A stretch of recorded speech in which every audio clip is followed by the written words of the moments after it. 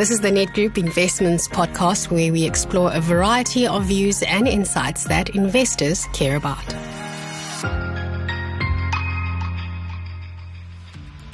Hello, I'm Trevor Garvin from Net Group Investments Multi-Manager.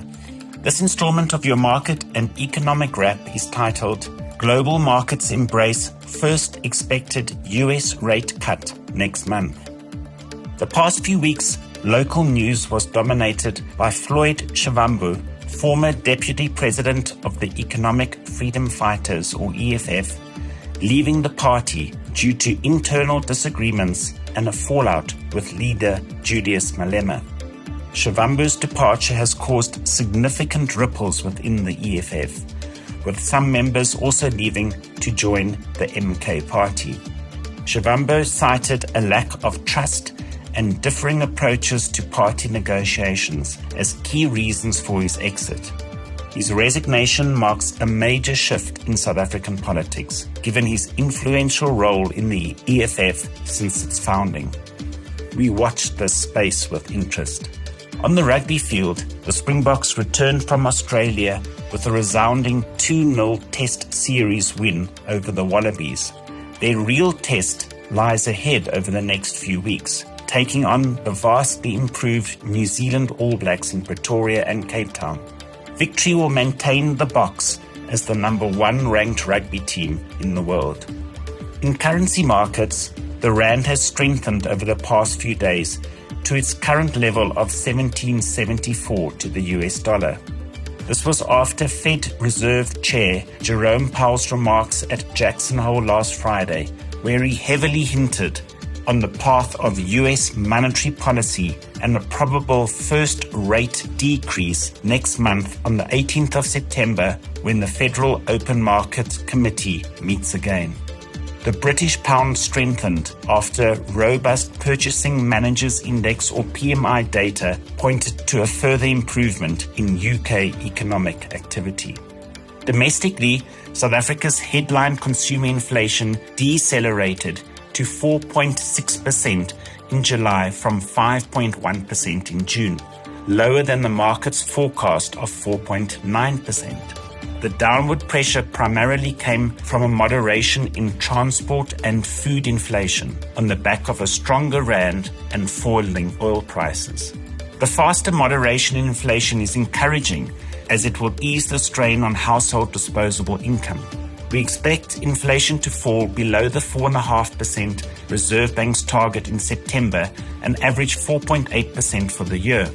The lower inflation trajectory and the start of the cutting cycle in the major economies like the US, UK and Europe will in all likelihood prompt the South African Reserve Bank to start reducing interest rates by 25 basis points in September, followed by another cut of the same margin in November, taking the prime rate to 11.25% by the end of the year. We expect at this stage more cuts totaling 75 basis points will follow in 2025, taking the prime rate to 10.5% at the end of next year. The JSE All Share Index made solid gains on Friday last week after the Fed Chair's Jackson Hole speech, hitting all-time highs. The South African stock market is up approximately 13% year to date. Bonds are up 11% and listed property 18%. Solid returns across all key asset classes so far this year. US stocks were mixed last week, prior to Friday as they awaited confirmation on the expected September cuts, as well as for cues on the magnitude of this year's cuts. The S&P 500 was up 1.2%.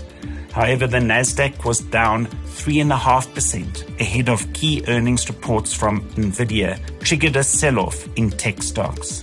In Europe, stocks were mostly in the green on US Fed rate cut hopes and a surge in European-listed healthcare stocks.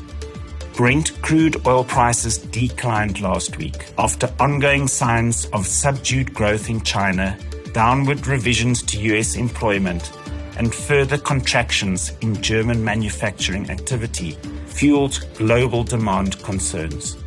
renewed Middle East conflict that erupted on Sunday again but eased on Monday creates a degree of uncertainty. Both gold and platinum ended last week marginally lower.